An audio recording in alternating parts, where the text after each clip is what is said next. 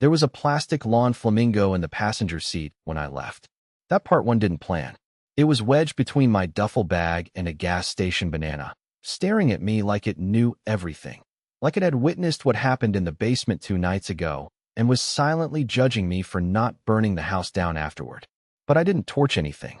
I didn't even slam the door. I just walked out, quietly, like a man leaving a museum after realizing the paintings were fake.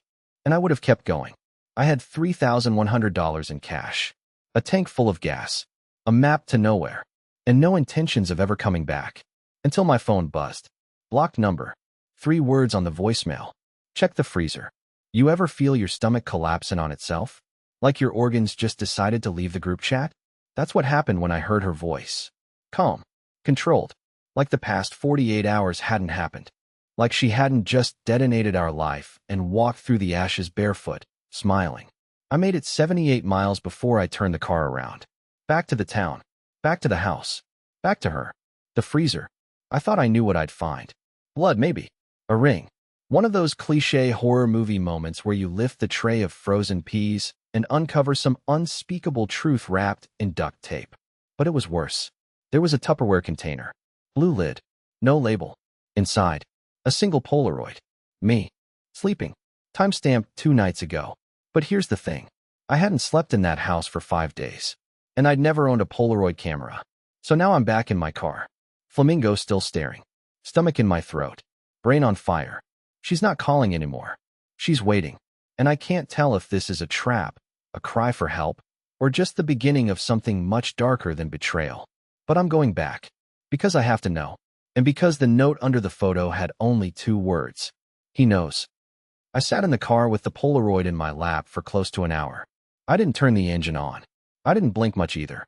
The picture felt warm in my hand, like it had just been taken. Like someone had developed it moments before I opened that freezer.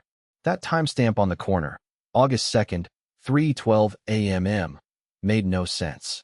On August 2nd, I was already 2 towns away, staying in a motel with paper-thin walls and a broken vending machine. I even had the receipt in my glove box to prove it. Which begged the question, if I wasn't there, who took this photo? And who the hell is he? I put the flamingo in the trunk. I don't know why that felt important, but it did. Like it was staring into my soul, mocking me. I shoved it between a spare tire and a bag of old clothes meant for Goodwill, slammed the lid, and tried to breathe. My hands wouldn't stop shaking. I turned the car back toward town. The house looked different when I pulled up. I know that sounds dramatic, but it did. It was like it had shifted subtly. The porch light that usually flickered was steady now. The window in the upstairs office, which Lorna always kept locked, was cracked open just an inch. The pear tree in the backyard, the one that hadn't bloomed in 8 years, had dropped 3 pears onto the ground since I'd been gone. I counted them. I don't know why. I stood in the driveway, keys in hand, trying to decide whether to go in like a man or a coward. I chose coward. I went around the back, into the cellar door we always kept half-latched because the lock stuck in winter. My flashlight app barely cut through the dust, but the place smelled like it always did. Old paint, mildew, and mothballs. Except now, there was something else. Cologne. And not mine. Upstairs, I could hear soft music playing. Something classical, low and haunting. I made my way up the narrow cellar steps as slowly as I could, each creak of the wood sounding like gunshots in my ears. When I finally reached the kitchen, I saw Lorna standing by the stove. Barefoot, hair pulled back. Wearing the green robe I got her for our anniversary last year. She was cooking eggs. Like nothing happened. Like I hadn't just found a stalker photo of myself in the freezer 30 minutes ago. Hi, baby, she said without turning around. My mouth went dry. Who took the picture, Lorna? She stirred the eggs slowly. You shouldn't have left. You were never supposed to leave. What does that mean? That's when she turned around. And she was smiling. Not a warm smile. Not the one I fell in love with. This smile was tight. Too calm. Like she was suppressing laughter. Or rage. I couldn't tell. He wanted to see what you'd do, she said. And now he knows. I felt the room tilt. I looked down at my hands. They weren't shaking anymore. They were clenched. My instincts screamed at me to leave. Get in the car. Drive until the tank is dry and sleep in the woods if I had to. But I didn't move. I asked her the only question my brain could formulate. Who is he? Lorna tilted her head slightly, like she was pitying me, or studying me. Then she reached into the pocket of her robe and pulled out a second Polaroid. She slid it across the counter. This time, it wasn't me in the photo. It was her. Sleeping. Same timestamp. Same room. Same angle. And in the corner of the photo, almost hidden in the shadows, was a figure. Not clear.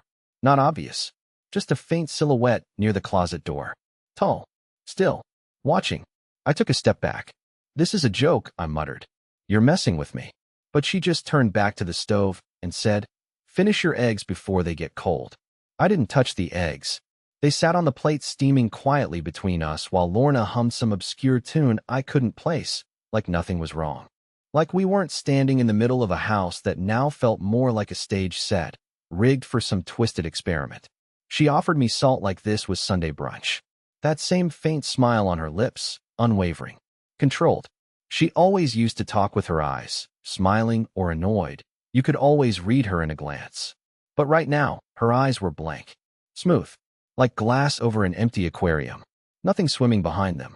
I don't know what terrified me more, the Polaroids, or the fact that she was acting like they were completely normal. I took the second photo from the counter. The one of her sleeping. I stared at that shadow in the corner. Something about it felt deeply wrong. It wasn't just a person-shaped silhouette. There was a distortion to it. Like it was leaning slightly too far forward. Like its arms were too long. Like whoever took the picture wasn't just documenting, they were enjoying it. I asked her again, "Who is he?" Lorna just sipped her tea, eyes on the clock. "He's someone I never meant for you to meet." That sentence landed in my gut like a weight. My throat dried instantly. "So you do know who it is?" A pause. "He's been around longer than you think," she said softly. "Before us. Before this house. Before the name I have now." I laughed. It was a short, brittle sound, the kind people make when their sanity is dangling by a thread. "What? Is this some kind of cult thing? Did you join a secret society while I was at work? Is this how you cope now, pretending there's a demon in the closet?" "You always do this," she whispered. "You shrink everything down until it fits your version of reality. You think that makes you safe. It doesn't." I pushed back from the table. My hands were sweating so badly I left prints on the edge of the plate. "I came back here to get answers," I said. "But you're giving me riddles and horror stories. If this is a prank, if this is your way of punishing me for leaving, you need to stop." She finally looked up, really looked, and the sadness in her face hit harder than anything else. It wasn't fear. It wasn't malice. It was grief. Deep, exhausted grief. "He's attached to you now," she said. I stared. "Excuse me." She reached into the robe again. How many damn pockets did this thing have? And pulled out a third photo. This one was different. It was taken outside, from across the street. And it was today.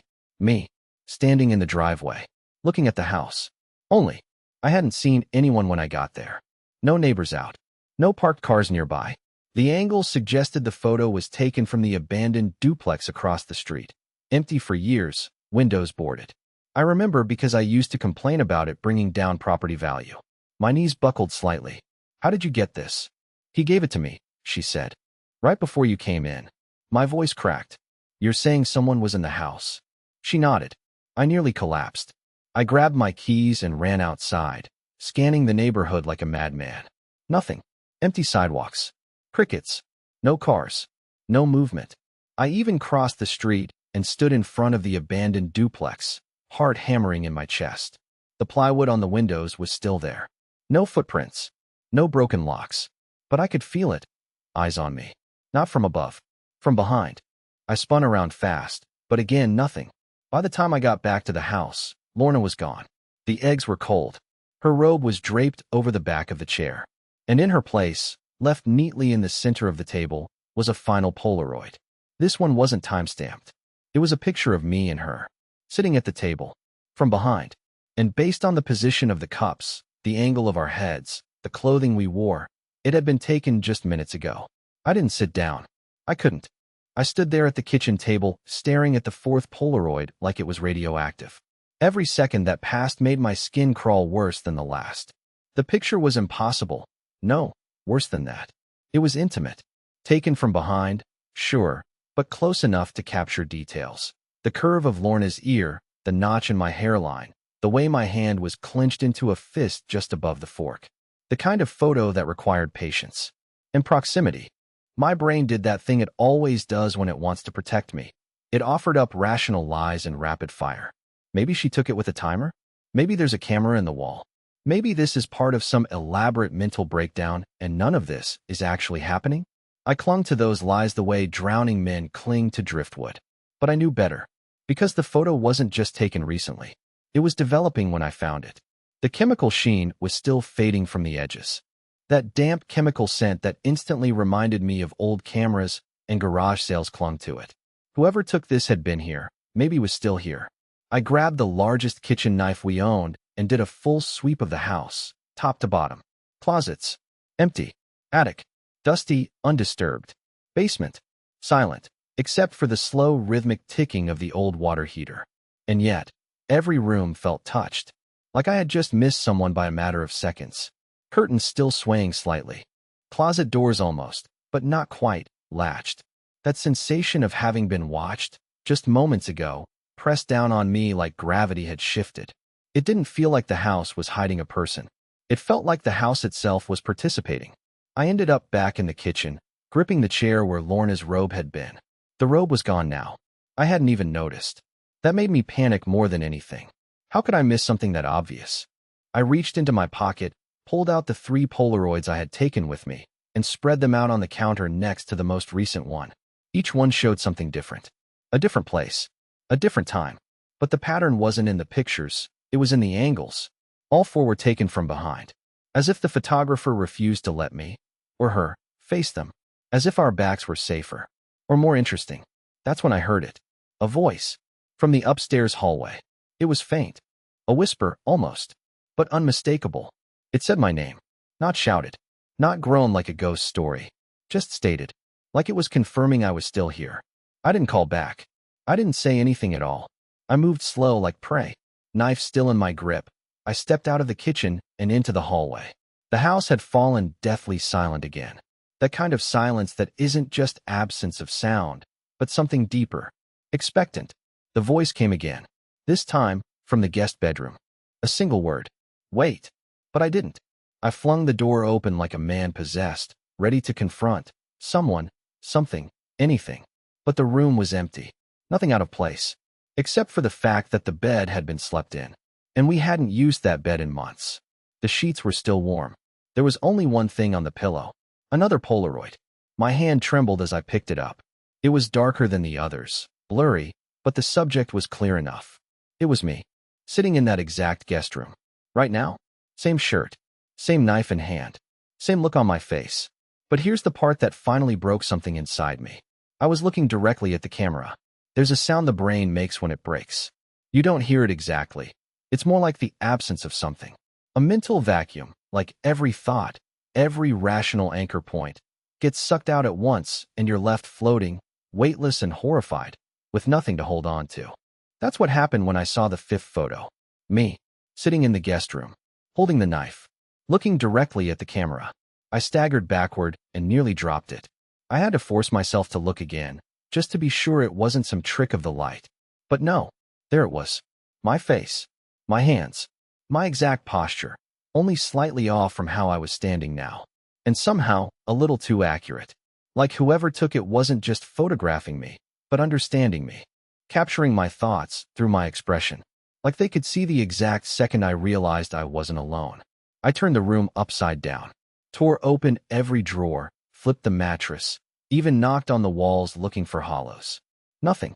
No sign of a camera, no lenses tucked into air vents, no movement from the window across the street. And still, that feeling persisted, not just that I was being watched, but that the watcher wanted me to know. I clutched the photo and stormed out of the guest room, through the hallway, down the stairs. The house felt smaller now, almost warped, like the corners weren't where I remembered, like the ceiling was lower by a few inches. I tried to tell myself it was just the stress, just adrenaline, but the air tasted wrong, like warm metal and old film stock. In the living room, the TV had turned itself on. I froze mid-step. It was playing static, black and white fuzz hissing quietly like a mechanical whisper. I hadn't used the TV in days, weeks, even. The remote sat on the bookshelf where I'd left it before I left town. There were no timers set, no smart home settings. I'd disabled all that junk years ago. And yet there it was. On. Then the static shifted. Not fully. Not like a channel changed. More like a flicker in the noise. A shape. A vertical figure in the chaos. It flashed for less than a second, but my heart knew what it saw even if my brain refused to process it. A person. Tall. Thin. Head slightly cocked. Staring. I lunged for the remote, slamming buttons until the screen went black. For a second, the silence that followed felt worse than the static. Too immediate. Like the house itself had paused to see what I'd do next. Then I heard the door unlock. Not open. Unlock. That subtle, metallic click of the front door mechanism sliding back. I hadn't unlocked it. I know I hadn't. I hadn't even touched it since re-entering the house. I tiptoed to the hallway and peeked around the corner. The front door stood slightly ajar. Maybe 2 inches. Just enough for someone to have slipped in. Or out. I called out, "Lorna." No answer. I approached slowly, knife still in hand, my legs tight with tension. I nudged the door open fully, stepping out onto the porch. The world outside looked the same. Blue sky. Empty street. The abandoned duplex across from us, still silent. And then I noticed something tucked into the mailbox. Another photo. My breath hitched as I pulled it out. This one was different again. Not a Polaroid this time, but printed on matte paper, high quality, like it came from a photo lab. And the scene? My childhood bedroom. Clean. Perfectly recreated. Down to the cracked lampshade and the crooked Led Zeppelin poster. But the angle of the photo was what destroyed me. It was taken from the hallway. From the exact same spot my father used to stand when I was a kid, watching me sleep. I dropped to the porch steps, legs folding beneath me. That room didn't exist anymore. My parents moved out 15 years ago. The house was torn down. And yet here it was, captured in uncanny detail, like someone had rebuilt it, or remembered it, or maybe never left it. On the back of the photo, in thin ink, was a single phrase. "You've always been watched." For a long time, I just sat there on the porch steps, the photo of my childhood bedroom clenched in my hand like a lifeline I didn't trust. I must have looked insane to anyone passing by, a grown man trembling in front of his own house, talking to himself in whispers like prayer. But the street was still empty, as always. It's like this place had become a bubble, sealed off from the rest of the world. Or worse, like the world outside had simply decided to stop acknowledging it. "You've always been watched." The words wouldn't stop echoing in my head, not just because of what they said, but because of how they were written. The ink was delicate, precise, as if whoever wrote it took their time. There was no rush in the pen strokes. It wasn't a warning. It was a statement of fact. The kind you only deliver when you're absolutely sure the other person is too far gone to argue. I went back inside, shutting the door softly behind me and bolting every lock. Not that I believed locks would matter anymore. I stood in the center of the living room, just breathing. My body was locked in a strange war between fight and freeze. I didn't want to move, didn't want to speak, didn't want to give whoever or whatever was behind all this even a sliver of feedback. Because the truth was starting to take root in my chest like a tumor I couldn't ignore. I wasn't dealing with a person. Not just one, anyway. This went deeper, older. I couldn't explain why I knew that. I just did. Like how animals know when a storm's coming hours before the first drop of rain. I spread the photos out on the floor, 6 now in total. My fingers hovered over each one, tracing the borders, trying to connect them like a puzzle. The sleeping shots, the shadow, the shot from the duplex, the TV image, the photo from my past. It wasn't random. These were selected, curated. Someone, or something, was leading me, and I was taking the bait. The question wasn't if they were watching. The question was, why now? Why me? That's when I remembered something. Something so mundane, I almost laughed out loud when it came to me. Back in February, I had signed up for a DNA kit. One of those ancestry services that offers to unlock your family's secrets. I did it as a joke. My coworkers were passing them around at the office Christmas party like gag gifts. I spat in a tube, mailed it off, and forgot about it. Until 2 months later, when the report came back with something odd. No matches. Not a single relative. No third cousins. No shared heritage patterns. Just a message that said, "We're unable to find genetic connections in our current database. You may be among our first matches for a new population cluster. More updates to come." I dismissed it then. Thought it was a glitch or some fluke. But now, thinking back on it, it felt like a red flag I'd ignored completely. I suddenly needed that report. I tore open the hallway closet and found the dusty folder where I dumped all the mail I didn't care about. And there it was, still sealed. I'd never opened the full printout. I ripped the envelope with shaking hands and unfolded the paperwork. It was standard at first, data columns, gene markers, haplogroups I didn't understand. But halfway through the packet, a phrase caught my eye. Subject exhibits rare mutational signatures not commonly observed in existing genetic registries. Possible indicators of non-standard lineage origin. What the hell did that mean? I flipped to the final page. Handwritten. Not typed. Not printed. Handwritten. And not in ink, but in what looked like charcoal. Do not attempt to trace further. You're being observed. This is not new.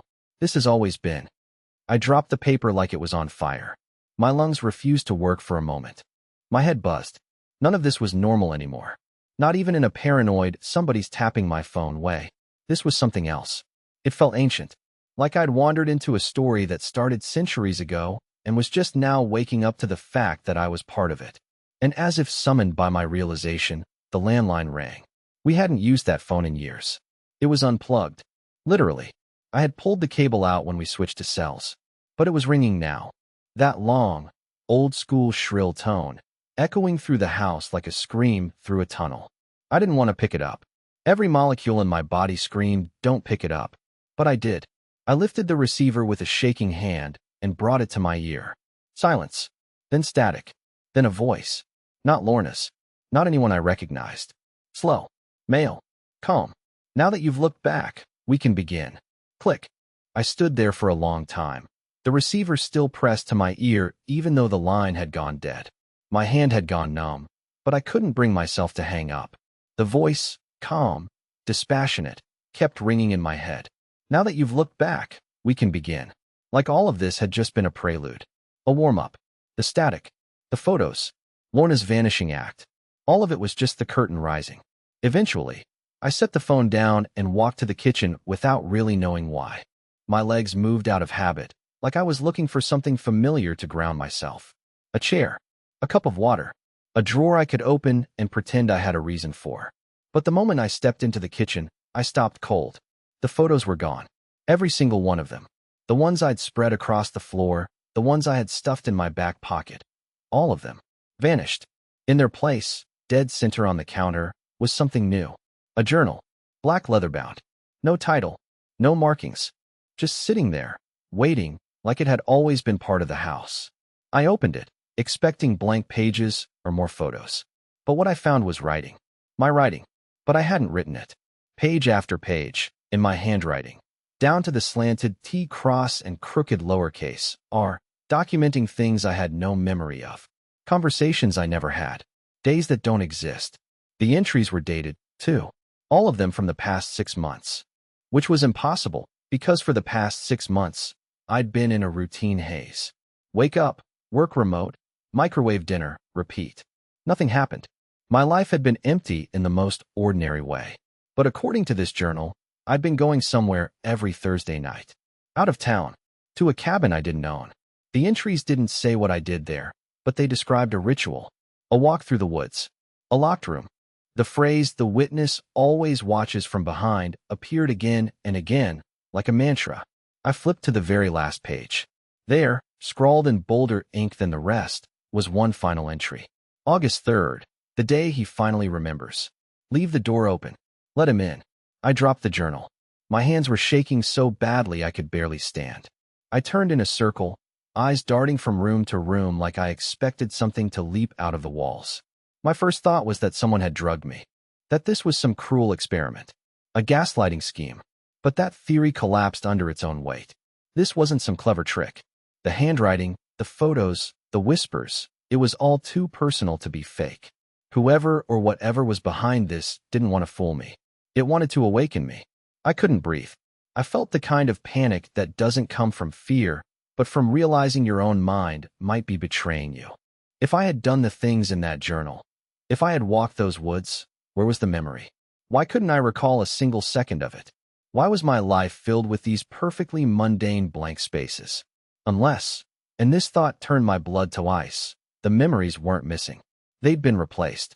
I stumbled outside, needing air, needing movement. The sun was going down now, sky painted in those eerie twilight tones that make everything look slightly wrong. The shadows stretched longer than they should have, bending around trees and fences in slow, unnatural arcs. And then I saw something that made my stomach lurch. In my front yard, just behind the pear tree, stood a man. Not moving, not hiding, just standing there like he belonged. Dressed in black, no visible face. His outline seemed to vibrate slightly, like heat rising off pavement. He didn't wave.